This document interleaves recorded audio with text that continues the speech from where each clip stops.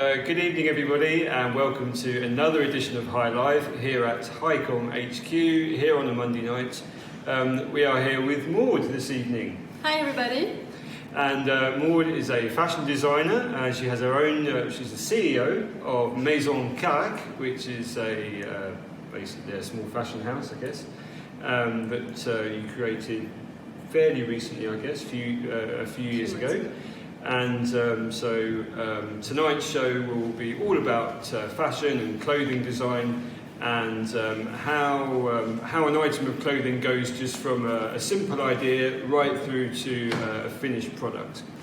So we're really looking forward to that. I hope all you guys have had a good weekend and are relaxing tonight, a nice Monday night. Without further ado, let's get moving. So in fact, you haven't always worked in fashion, so you've had a career in a completely different field before that. Maybe you can tell us first of all what your initial career was, and maybe a few highlights of that career, and your transition over into fashion. Yeah, sure. Exactly. So I just launched my brand like a few months ago in June. In Shanghai, and before that I had been working as a journalist for almost 10 years in France and abroad. So I started my career working for a national radio in France, and I did that for a few years and then started to work for a TV broadcast. Great. I started working for France 24. Okay. Which you can find on some networks. Sure, yeah. Maybe China. Well, I mean, it's all over Europe, I guess. It's normally you can find it on all the general range of satellite channels. It's actually in French, in English, in Arabic, and now in Spanish. I was working only for the TV channel, and my job there was to make reports, so receiving the images from news agencies, and mostly I was working on international news, international relationships, economy, anything really. And then after a few years I went to Senegal to work for another TV channel, TV5. Yep. Which is very well known from the French viewers abroad, usually because it's the only, it used to be the only TV channel in French you could watch from it's the one that you would find in the hotel if you were travelling. So before France 24, TV5 was the only French broadcast abroad, and so I was their correspondent in Senegal for 1 year. And I was a reporter there, so I was covering any news about Senegal. I was doing everything, so like filming, preparing the reports, interviewing the people, editing the videos. And you had a big you had a crew with you though, obviously. I was on my own. I was doing everything on my own. Really? so you were sort of like pressing record and then running around and filming yourself? Well, if I was doing it live, exactly, that's what I was doing. I see, so you're a complete one-woman show. Yeah, I see. Great. But in other cases, like if I was reporting, I would interview and then edit the report and then for a news broadcast later. I see. So, I mean, that must have taken you all around the country. Around the country, and also a bit cross borders in Guinea for presidential election, and also at the time was Ebola. I see. Great. I see. Well, it was the end of the it was coming to the end. Epidemic there. So I stayed there for 1 year, and it was really amazing. Yeah, I mean, it must have been I've never been to Africa myself, so it must have been quite a big culture shock when you first arrived, or not so much? I don't know, really. Senegal is a French-speaking country, sure? So in some ways it's much easier than arriving in China. Yeah. And I had to start my job like directly, and I was reporting on Senegalese people, so I was meeting new people all the time. So very quickly I was, I felt like at home. Yeah. Okay. And yeah, so it was not so hard, I think. I see. So when you left Senegal, that was because your TV sank, or TV5. They wanted you back to France, or you decided to finish at that point, or they wanted me in another country, but I didn't want to. Right. But in Senegal, I was replacing someone, so my time there was over. They wanted me to go to another African country, but I refused. Right. And then went back to Paris. Right. Okay. And before you went to Senegal, all of the TV and radio that you were involved in, that was also in Paris, was it? Yeah. Well, no, for radio I was working all around France. I was working for local networks of the national radio, so okay. I visited a lot of cities around France. I see. And you were like a correspondent reporting from, I don't know, outside, or a specific site. If an incident took place, you would go there, or is it mainly in studio? Or really, it could be anything. Sometimes I was anchoring, telling the news broadcast, and sometimes I would be outside reporting if it was something really hot that would be live. So it really depends, and that's something that is great about this job, is that you never know what you are going to do during your day. Yeah, you can't predict the news, so yeah. Fortunately.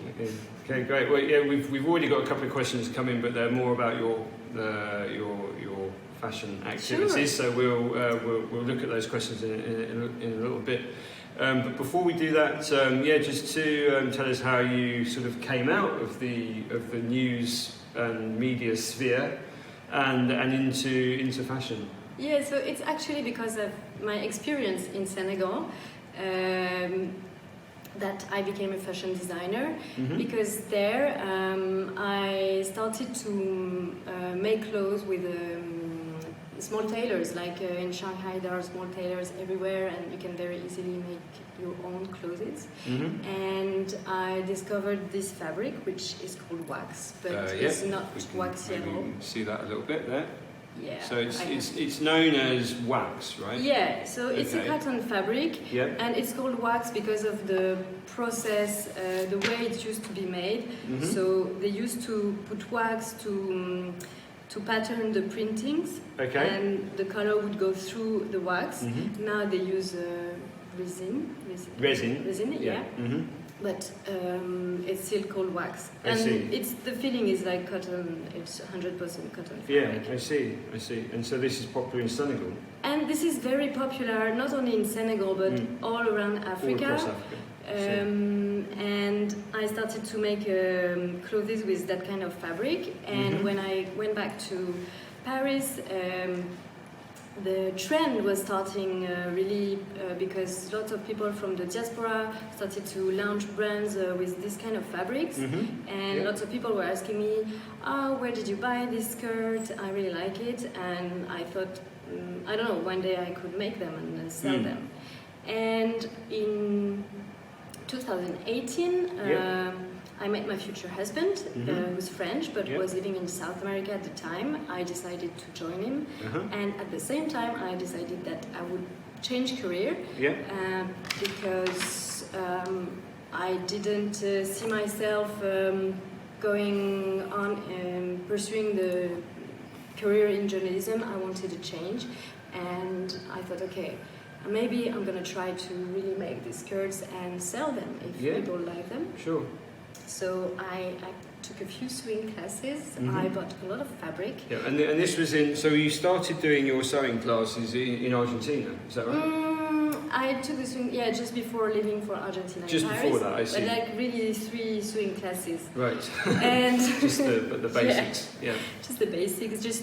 I had never touched a sewing machine before, So I see. was really starting from scratch. Wow. So I made one model of skirt, and then I was selling this model but in the fabric you would choose. So I had maybe 35 different fabrics, and you could choose your printing, and I would make the sum at your size. Right. Right. Made to measure. Yeah, made to measurement. Mm-hmm. So that's how I started, and after a few months my husband was offered a job in Shanghai, and so that's how I just arrived. A few months in Argentina? Yeah, so you're only in Argentina for a few months? In total I stayed 1 year, but right, okay. Yeah, you know the process of moving sure, it out. takes ages. So, but after 8 months I had opened a showroom with 2 Argentinian designers. And literally the day we opened the showroom, he phoned me and told me that he had an offer to go to Shanghai. I was so pleased. Yeah, I can imagine, yeah, all that sort of hard work and planning as to what you were going to do, and then you had to move, sort of change direction again. But in the end, I think it was a good move. Okay, yeah. So you moved to Shanghai, and then you continued designing clothes, making clothes. So how did the process change from when you were in Argentina to over here? How did you have to adapt? So when I arrived here, I wanted to make it more professional. So I couldn't. I started doing everything myself again. But so for the first collection, for example, before starting it, I took pattern making classes. So. When you want to make a piece of clothes, you have to pattern it before. So you may start with a sketch, a drawing. We can go on to that now. I'm sorry, you want to leave it for later? Okay, I will just explain first. So when I arrived in Shanghai, I took these pattern making classes, and I designed the first collection. With very few pieces, only what I was able to do, so skirts, top, and I had this idea to match the whole family. So, because I was doing skirts at first in Argentina and matching bow ties for men. I have one there actually, and so nice. Could I put that on? Could I put that on? Sure. Yeah. Yeah, the last time I wore one was at my wedding. Yeah, I don't know. See what that's like. Ooh. I might not be too bigger. big. It's really? adjustable. Okay. Yeah. You can. So right there. Is it yourself? I don't know. Is it there? That one there, right? Yeah.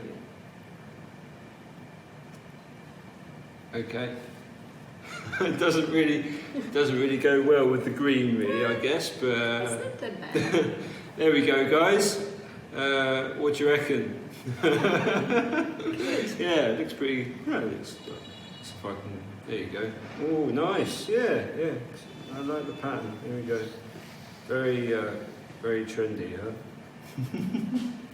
About that. Take that off. They're asking if they've. Have you got a bandana with you? No, you haven't brought a bandana with you. Oh right? no, I haven't. No. So I'm sorry. They're asking me to put a bandana on as well, but you can't leave that.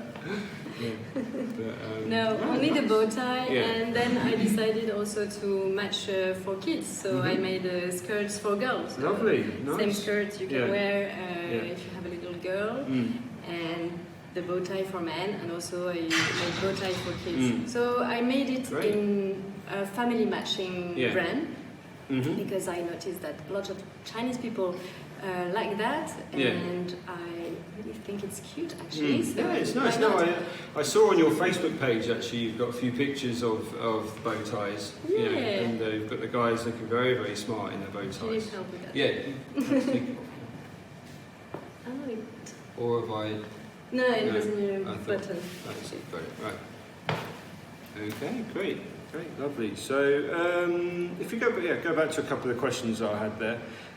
So, let's say you mentioned for children and for sort of guys with the bow ties, but is there like a specific market that you're targeting? I'm targeting Chinese market, but it's hard to penetrate at the beginning. So I sold for this first collection quite a lot to Chinese customers, but mainly maybe for accessories I think it takes time for people to get used to the colorful printings and find the right customers. So, but yeah, we have the WeChat official account in English and in Chinese, obviously, and we're also targeting the Chinese market with being on Xiaohongshu. Okay, great. Yeah, that's the little red book. I think, Yeah, the little red book. Great. And so you're not. So your clothes aren't currently available in any physical stores at the moment. So it's all done online. Yeah, it's only online. I do some pop-up stores once in a while. I try to have offline activities twice a month. So it could be markets, pop-up stores. Anything that gives some visibility to the brand, and and then people see your products and can follow you on WeChat, and we have the shop that's directly linked to the WeChat official account. So we have a mini program, you can directly shop there. Okay, great. And I guess that there must have been a period of 2 or 3 months where there were no offline activities, or maybe were you affected by the fact that there were no fashion shows or anything like I wasn't, because I launched the brand after the COVID. I see.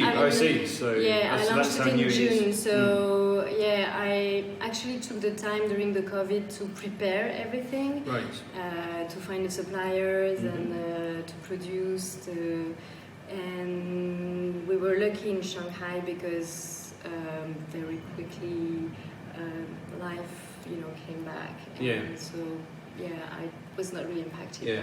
I think we're all feeling quite thankful for being here really right now, instead of over in Europe where things are still a bit tougher, I guess. A bit more tricky. There we go. So so you mentioned your supplier. What's the manufacturing process in Shanghai? Is it near Shanghai, or is it further out? You arrange everything with a factory? So the first collection was produced actually in Shanghai, and now the second collection for winter is under production, and it's a studio in Jiangsu, so not very far from here, like 3 hours driving. So it's produced very locally and very few. So I remember you saying there are not enough. Where there's the quantities are small enough to be released as as a test batch. Is that right? It's what you call it's samples. Sample. So my quantities are too small to go to big factories. I make very few pieces, and so factories don't do that. So they have what they call sample rooms. Like even if you make big quantities, you would go first to a sample room and make samples and see if you want to produce actually this product, if it's okay, if there are details you want to change. And I am producing in the sample room because that's where they can make small quantities. And are you still making the very first one yourself to show to them, or is it all just designed and then sent to the factory? No, so now I am working with a pattern maker because I have been designing more complex pieces like jackets, trousers that I would not be able to pattern myself because I don't have the skills. I would have had to study it for many years to be able to do it. So I have looked for a pattern maker to work with, and I give her sketches.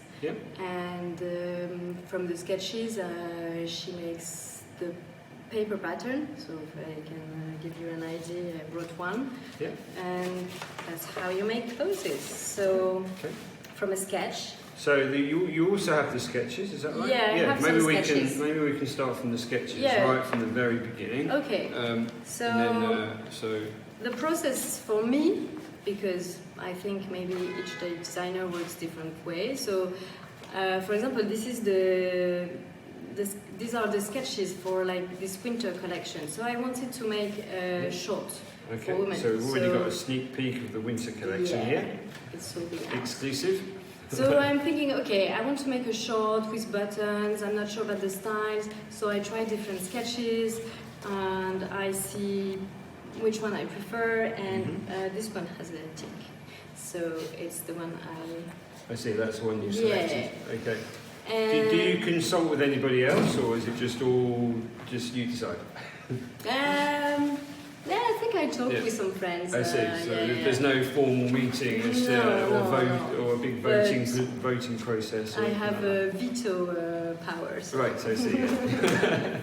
Yeah, you have absolute power. This is the sketch with the printing, so the fabric I've chosen. Yeah.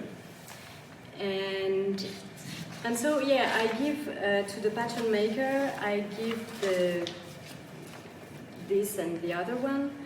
And with technical indications like I'm lining inside, there I want binding or specifications. And then she will make a first pattern. So I didn't bring her pattern, I brought mine from this skirt, the first one I made. Great. But just to show you like. So we've got the very first patterns that you designed So for the skirt that you're wearing. When you make clothes, you want to cut many pieces of fabric because a piece of clothes is not made of one piece of fabric. Sure. So how do you cut them? You have to have the pattern. Right. So for example, this is the belt of the skirt. Okay. So you just follow the lines and cut the belt. It's just the fabric that makes up the middle part. Here is a pocket. And there we have the front or the back. So it's basically real size, or it's real size. It's the size that the skirt will actually be. It's real size once it's made. So this is 1/4 of the skirt I'm wearing. Wow! Because it's 1/2 of the back. So you can see it's a lot of fabric usually for this type of skirt. So that's just the back. And or part of the back. That's half of the back. I see. And there is indication of all the pleats. So how the space, how do you space them? Yeah, the spacing. How do you fold them? Which way they go? And because another way would give a different effect and it wouldn't look the same. So and for some pieces, you can make a first sample not being in the real fabric, the final fabric. So I brought that too. This is called calico. Okay, so this is just kind of like a test fabric that you use. Test fabric you use, and this is also from winter collection. So it's a dress, and we wanted to see. We were not sure about where to place the belt and how it was gonna look.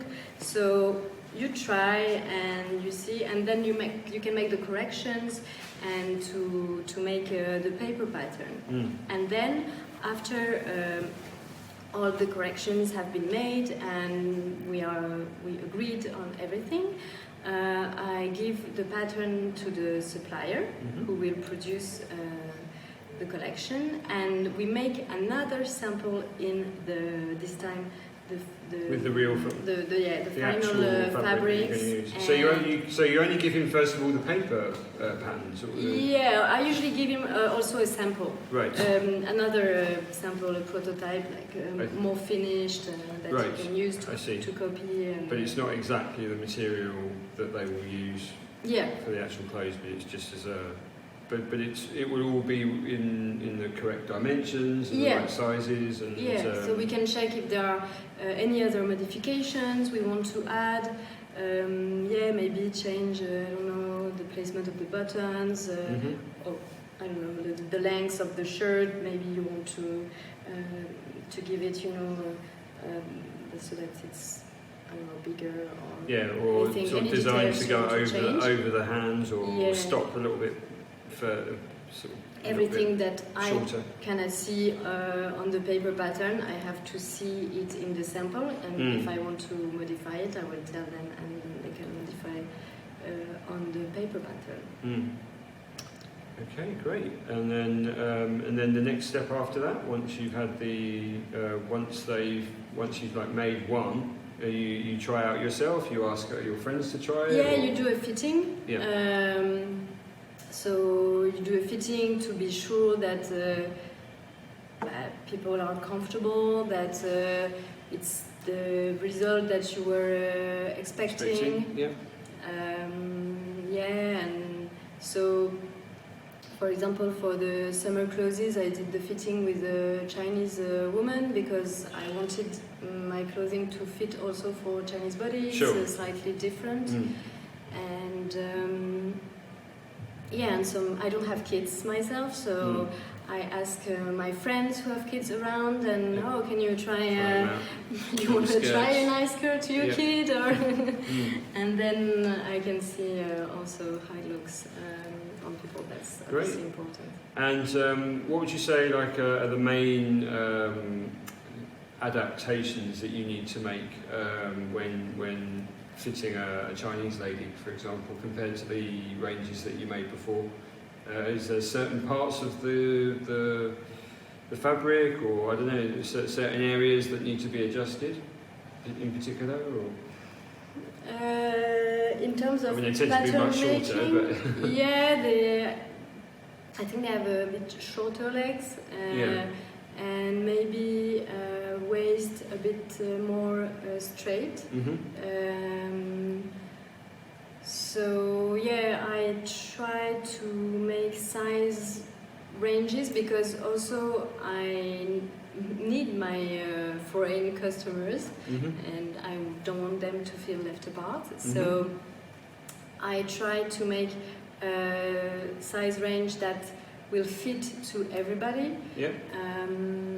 So for example, this skirt, even if you have a straight waist, it will give the effect that you have actually a very marked waist. So, it's just a matter of whether you find your size, but it could fit any type of body. So it will kind of bring out the lady's figure by being sort of thinner in the middle.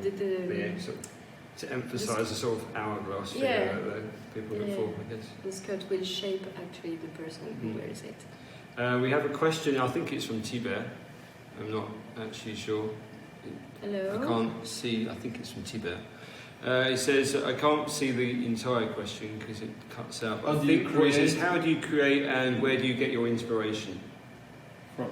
I get my inspiration from, I think, anything, really. I haven't studied design, so I haven't learned how to study trends, and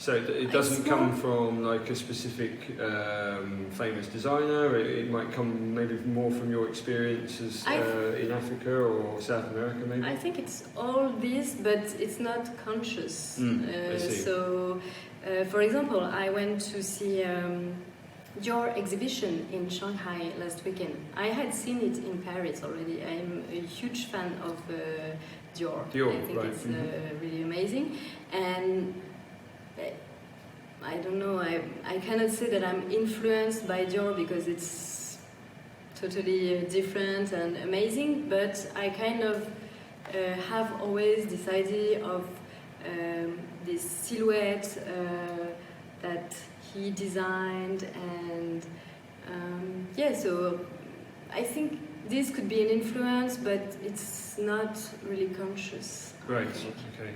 And then sometimes the creation process starts with like I want to make a suit with a jacket and a short for winter for women, and sometimes it's the fabric also that I start with. So it really depends. And is it always rather sort of detailed designs, very colourful, various colours, various patterns, or do you also have like more classic single-coloured items?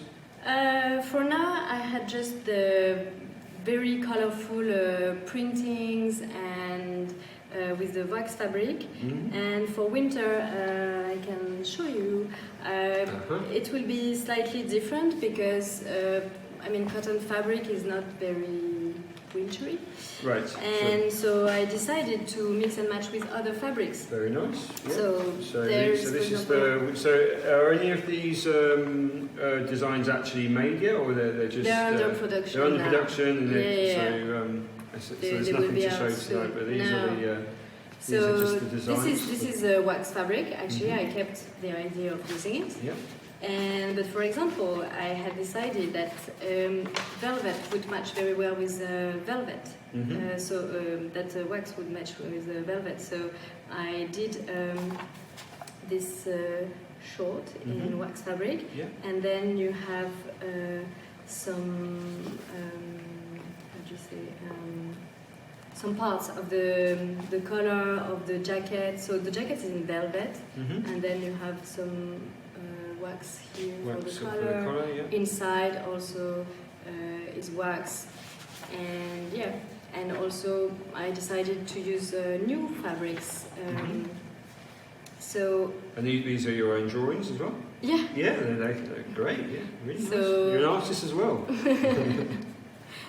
I've bought lots of books to learn how to make these kind of sketches. Yeah, and I see you've got the Asian market very much in mind, sort of looking at the models. Yeah, but you know, it's kind of easier for me because I'm very bad at drawing eyes and mouth and details like that. So you can easily make Chinese eyes looks. Sure. So this is wool. This is silk. So I've started using new fabrics, and there's something I wanted to show you. So this is trousers for kids. Okay, so this is the autumn-winter kids range for boys. Okay, so and these are being produced as well. Yeah. Yeah. Okay. And for example, I'm using wool, but I'm not mixing it with wax fabric. I'm mixing it with a Chinese fabric that they call blue calico. Right. And this fabric, I wanted to use it because it also exists in Africa, and I have some, and I wanted to use it. And actually, the basis of wax is also indigo. So in all wax fabrics, you have some basis of blue indigo.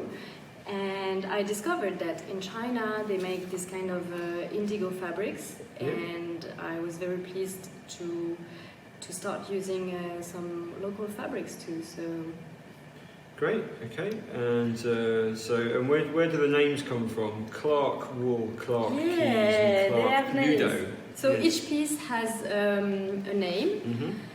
And so we'll go back in again. There you can. So we have the first one is Clark wool.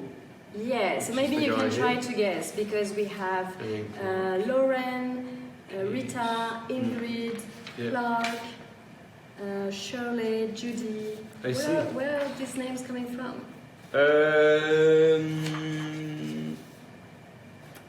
I was going to say, I was going to guess, but then I didn't think that it was right. Let's see. Okay, no, I'm going to try again. Jolly, Judy, Shirley, Clark, Ingrid, Rita, Olivia, Lauren. They're all designers, or no? They're all movie stars. I don't know. They're movie stars. They are movie stars. They are movie stars Ingrid from Bergman. the 50s. Yeah. So you've got Ingrid Bergman, Rita Hayworth, Clark Gable. Yeah. Yeah, I see. Yeah. You got it now. Yeah. Judy Garland. Sally, Judy. Yeah.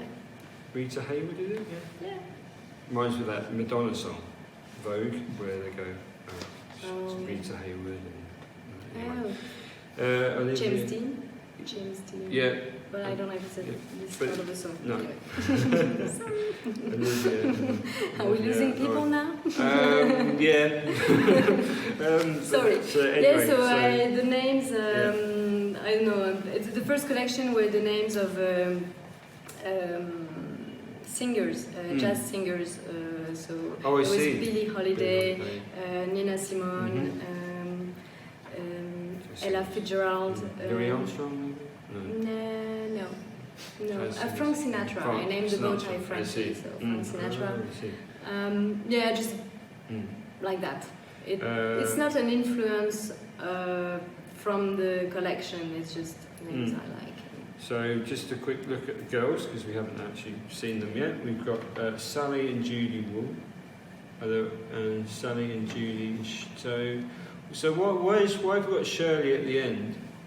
Why is the name different? I mean, is it because the design is... Yeah, because here you have, these two are the same short, so it's an adaptation from the short for women. So I always start with the women collection, actually. Yeah. I make the collection for women, and then I adapt for children and for men. So yeah, the short is like similar to their mother, and I made a matching T-shirt. I see. But this one is actually a dress. So it's an attached dress. It's the same shape as the T-shirt, but it's actually attached to the skirt. Right. I see. To match with the Ingrid dress. So in fact, so in terms of what you're manufacturing here, it's just the skirts, or is it everything? Here is everything. So it's the top and the bottom. And the back top as well. For boys, I try to introduce new pieces for each collection. But I can't grow very fast, so for the first collection I had made only skirts for kids, for girls, and now I'm adding a top for them, and I didn't have clothes for boys, so now I'm making the trousers for boys, but I haven't made the shirts yet. Okay. So maybe for summer.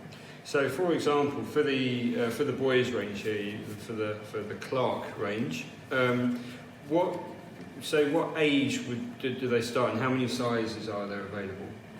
So for the boys, it starts at 2 years, and I go up until 10 years. 2 to 10. 2 to 10, and that's every year, or is that 2, 4, 6, 8? 2, 4, 6, 8, 10.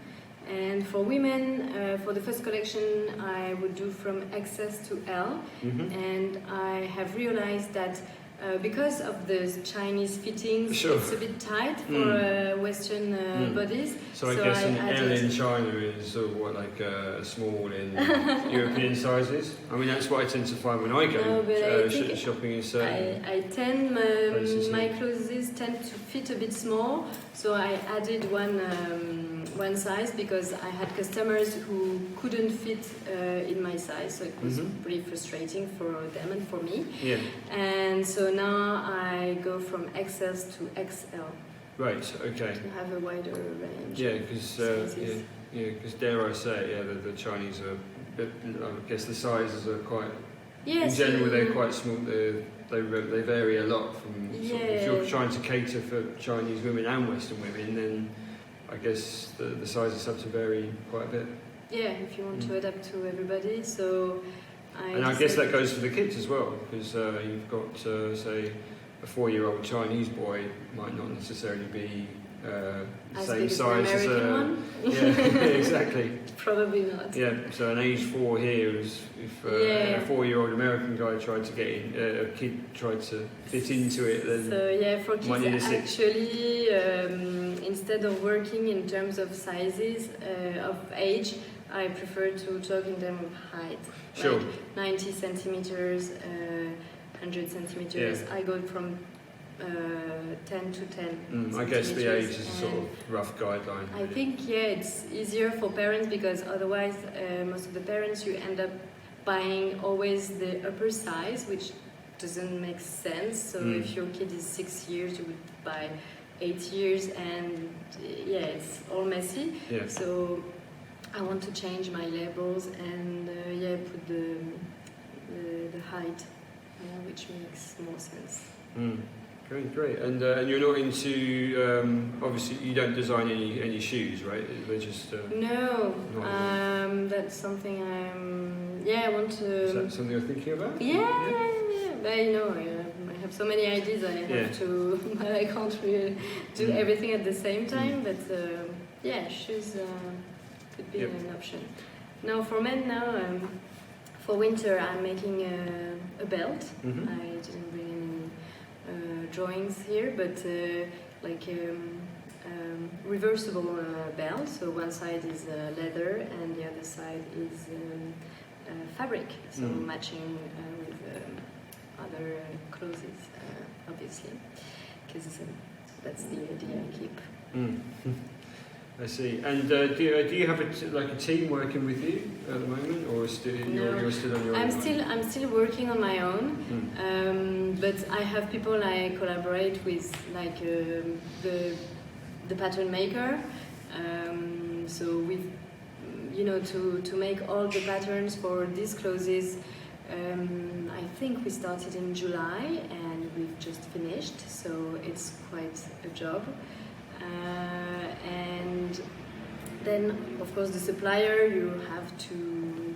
So, yeah, it's people I collaborate with, and also I'm not doing myself the communication online. So I work with a communication agency. Okay. For them to define the strategy and to make the post. Yeah. I think we've lost a dog. It's true, actually. I haven't heard her for a while. I don't want to alarm anybody, but yeah. Does she know how to take the elevator? I don't know.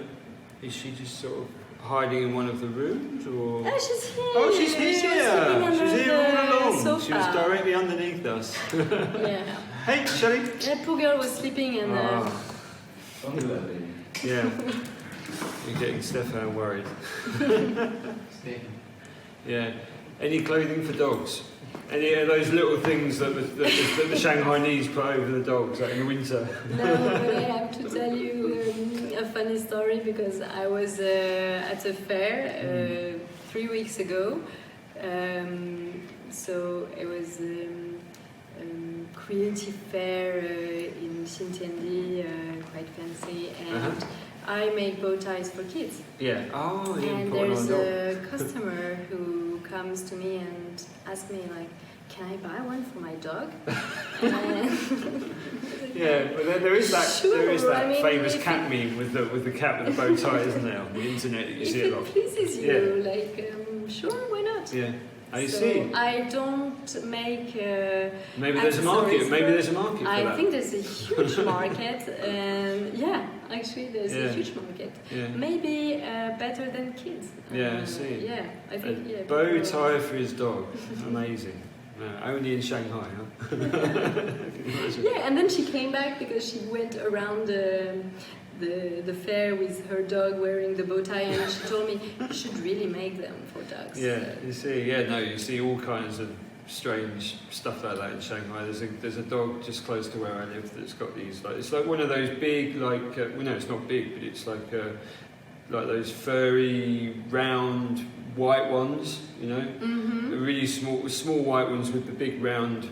Furry head, and the little paws were like dyed orange. They had they dyed the paws like bright orange and put a little pink tail on the back. It was just, oh my god. Yeah, but there we go. But so no plans yet though.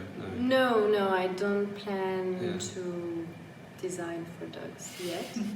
I see. Okay, great. And is this something else here? This little this is the clutch for the. I see. This is just a little bag for the. Nice. Yeah, because you have the handkerchief you can put in your jacket, and because I don't know, some men are a bit messy. Indeed. I designed a clutch where you can put everything together and not lose the handkerchief or the bow tie. Yeah, lovely. Yeah, you can keep it there. Good. So, looks like a little looks like a little purse actually, doesn't it? Yeah. Yeah, some people also want to buy it like independently. Great. Any questions, Stefan? Fire away. First of all, I want to buy a belt. You want to what? I'm a customer for the belt. For the belt? Yeah, when it will do. So, a question about the challenges about finding supplier and actually Where is it? how did you do to find supplier, control the quality? Did you have any bad experience as far as sample? I mean, walk us through this process. Was it easy? Do you have a funny story, or because I guess it's not a it is not a funny journey to go through that. A lot of people, I know some people, want to start a brand as well, and the supplier issue is a bummer. So, what is your experience? It's not the fun part. Yeah. But so when I started to look for a supplier, I had been in Shanghai for less than a year, and it was really hard. I had no connections. I met with a lot of people, but nobody would give me their contacts, just like that. So I started to make samples with tailors at the fabric market, which was a disaster because quality control is too complicated. If you want to make series, you get one piece, okay, but then the next one, it's not the same person who's working on it, so you can't have regular quality, and I didn't want to work like that. I thought it would be too complicated, so I went on looking for a supplier, and because when you start, you have to talk about your project all the time to anybody you meet, and it can actually help. Somebody helped me and gave me a contact of a supplier. That's how I started. So because when you say I went on looking for supplier, how? I mean, you Baidu, you ask around. I mean the best way would be asking a friend. I went to fairs. The problem is in China is that is the quantities really.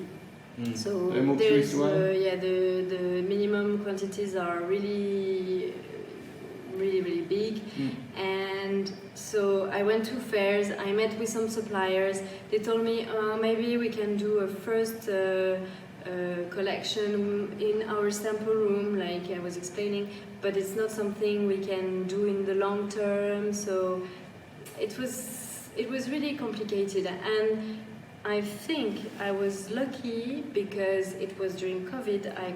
I wanted to do the production, and so bad thing for my supplier. She didn't have any more clients. She didn't have orders, and she needed some clients. So and then here I come.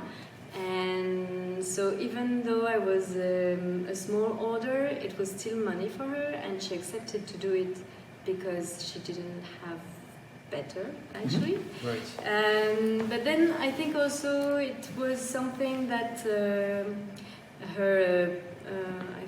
he's the one in charge of the production, was happy to do, because it's something that they don't usually do, like to place the printings, to make sure that each skirt is identical, and it's so this round is always going to be in the front, no matter which size. So it's going to always look the same. And I think he enjoyed doing that. So is that what it is? And say, for example, you make this small case, then it's always going to look like this on the front, or it's going to look a bit different? This is the bad example, because for the accessories are unique pieces, and actually I told them not to bother about.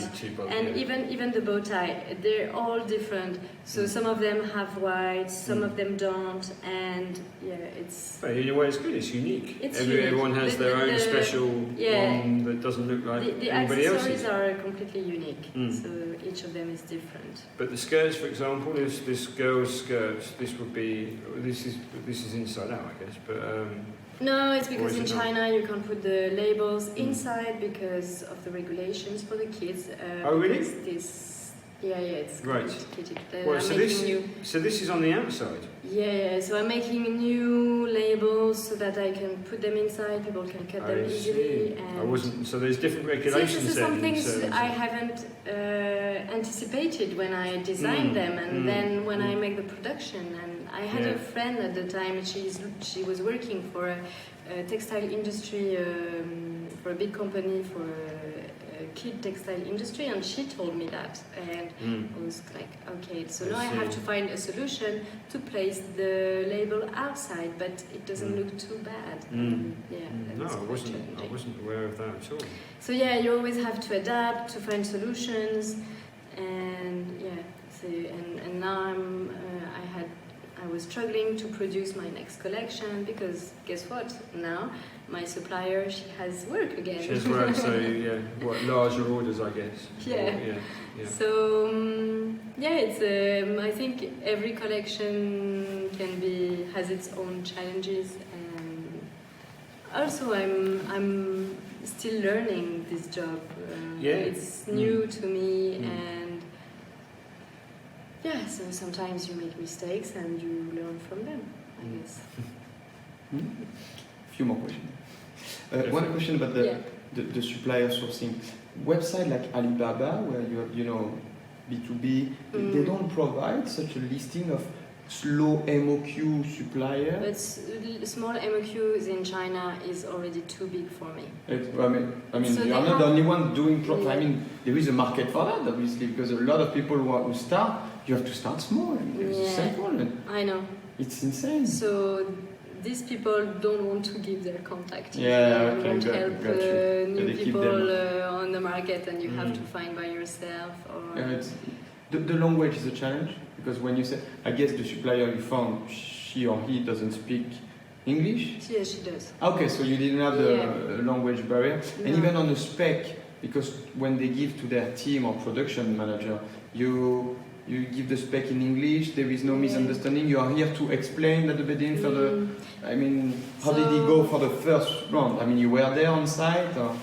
No, so the specifications, I give them in English, but I have a meeting with the person who is responsible for the production, and so with this first sample, I would say, okay, you did this for the sample, I don't want it that way, I want to change it, and then he writes it down in Chinese for people So he did the first one based on your sketches and spec, and then you review the first sample and you made the modification. And then review again. Got you, okay.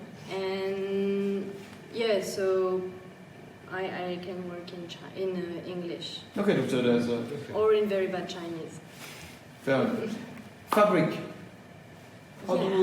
So you've been to the market the same way? Where did you buy? Do you have the MOQ problem for fabrics? Or is it easier? How did you do? Yeah, fabric is another challenge. This fabric I couldn't find at the fabric market in Shanghai. You can't find it. This fabric I found through Alibaba, actually. So most of the suppliers in China are in Guangdong. And so this fabric I found with Alibaba. And then, for example, for the winter collection, I went to the Shanghai fabric markets, because there are multiple. And this has been for me more complicated because when you make the samples, I didn't buy 40 meters directly. So I bought maybe 2 meters to make the first samples. But then when I go back and I say, okay, I validated the sample, so I want to buy 40 meters. Well, they don't have this one again. So I had to find the same similar kind, one, but not exactly the one that I have found. So it's something so far I don't know how to work with. And I was speaking to another designer,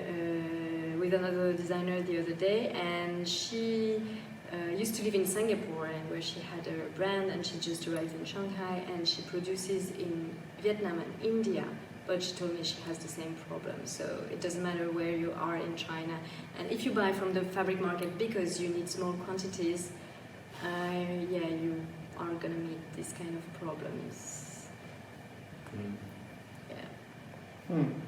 In terms of community, do you guys have a brand or designer community in Shanghai where you can help each other? You meet every week, or once in a while? Like I know in the food industry they have, I know F&B, they do Networking events. yeah. So do they have something for brand? Like they can help each other, share some tips and stuff like that? Unfortunately not. Yeah. I think it's a more competitive. They don't want to give away industry. their ideas. I was really surprised because I'm new in this industry and I really like arrived and I was like, hey, and then I was like, oh, yeah, people are more competitive. And But do you, I found some. I also met some people who helped me, obviously. So you can find some, but there is not this kind of group there.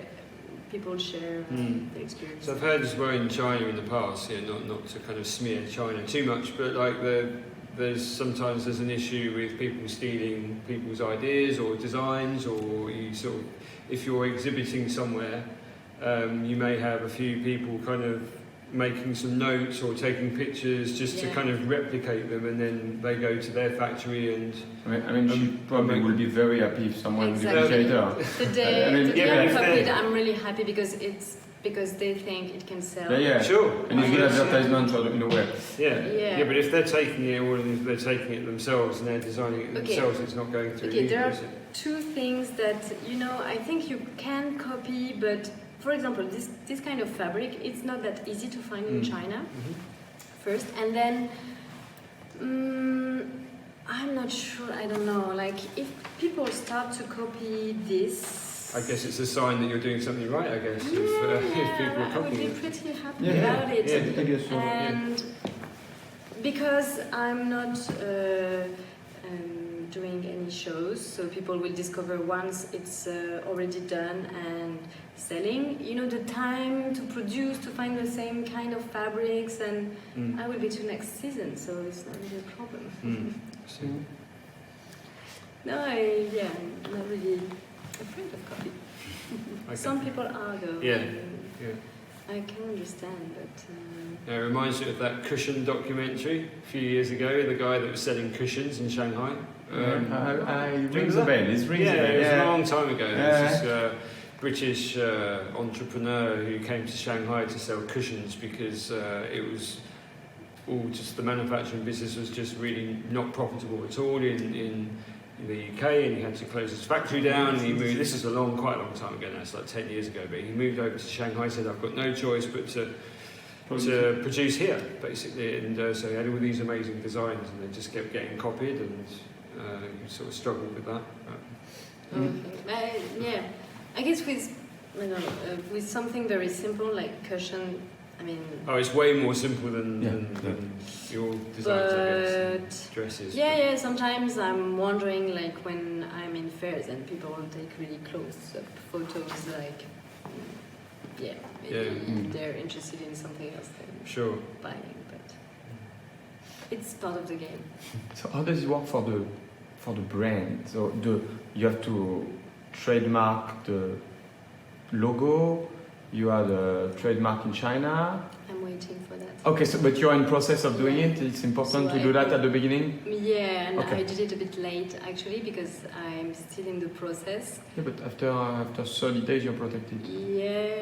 Yeah, I'm protected. I mean, nobody. Exactly. It's chronological. It takes 15 months in average. So it's very long. So but after if they when it's refuse me validated, the trademark, I will have already launched it. So I think it's a weird process. Okay, but it's done. And you recommend if someone. I recommend you have to do it at the beginning. The first thing you should do.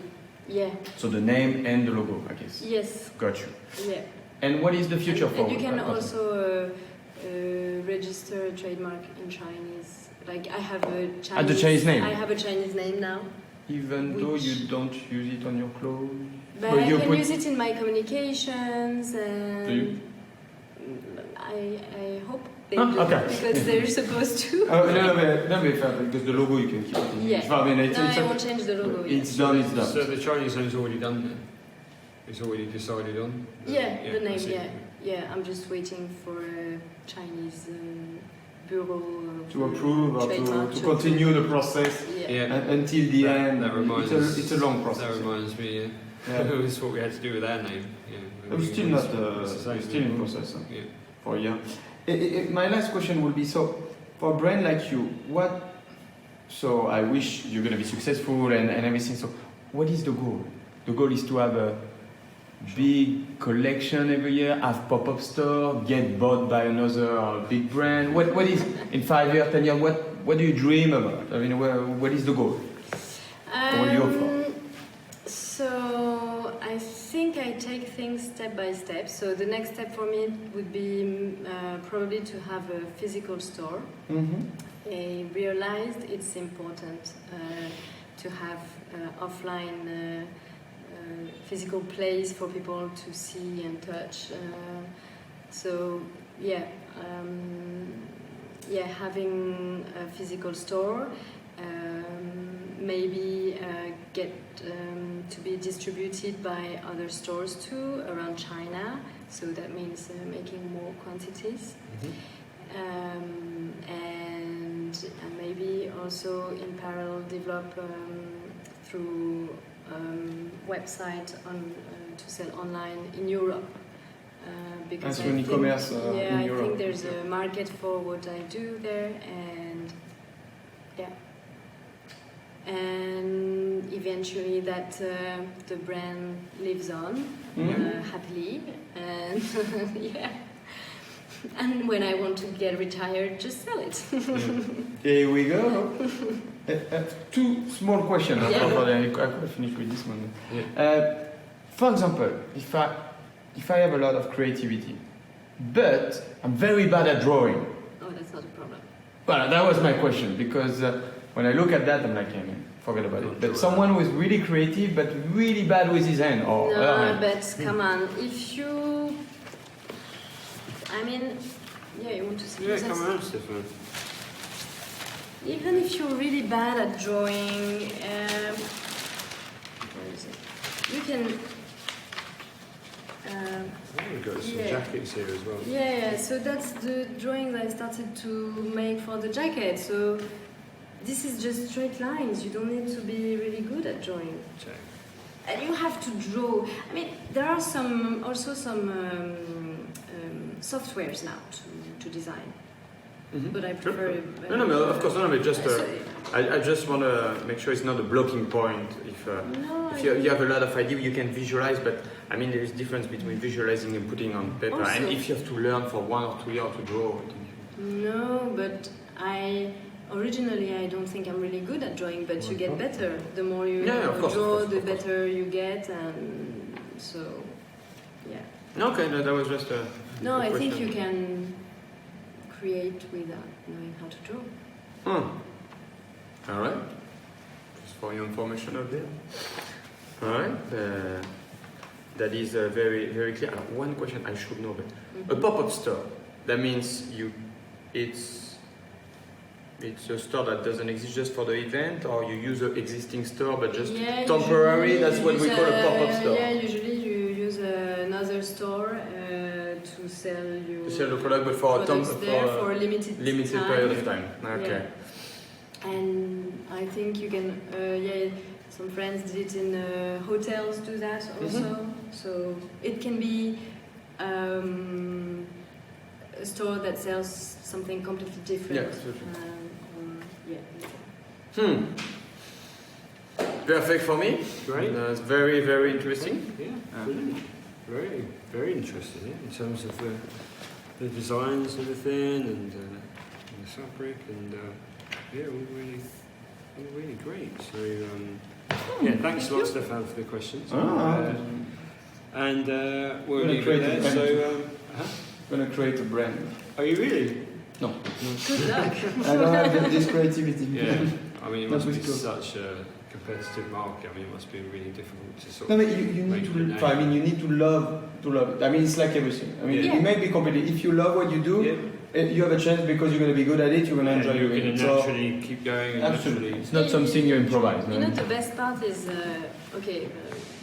it's even better maybe if you don't know how to draw, but when you receive the sample, like when I receive the sample and I can make the fitting with the product I have imagined and then drawn and then you make the fitting, and it's really it's really Yeah, so it it's must a be a great feeling. feeling to Yeah, see it all yeah. come out and, And see the suddenly final product. And, You created it. You created something. yeah. So You've got a legacy, it's something you really leave. great. Yeah. A legacy, I'm not sure, but You will. at least maybe something that people are gonna want to wear. Yeah, absolutely. I'm sure they will. Make them feel good. Yeah. I'd say that it's got a sort of holiday feel to it, maybe. Walking around the beach in Sanya. And Yeah, True. but that's my plan for next week, so I'm gonna wear these Yeah, around. great. So, yeah. Lovely. So yeah. Maison KARAK? Yeah, the name. So Maison in French, you know, Stéphane, means house, and house Maison is also a term we use for Like a fashion big house. fashion brands. They have Maison de couture. Yep. And KARAK is the name of the neighborhood where I was living in when I was in Senegal, I see. in Dakar, Nice. and I feel that it's where everything started. So Yeah. it made really sense. And it has a connection with the style of clothes as well, and the material that you use. Yeah. And also, The you wax. know, now because this is a brand for family, so the house, the maison, I see, it's something you can, everybody can Yeah. get in. House as in household, as in family. Okay, great. Okay, great. Well, thanks a lot for joining us, Maud. Thank you.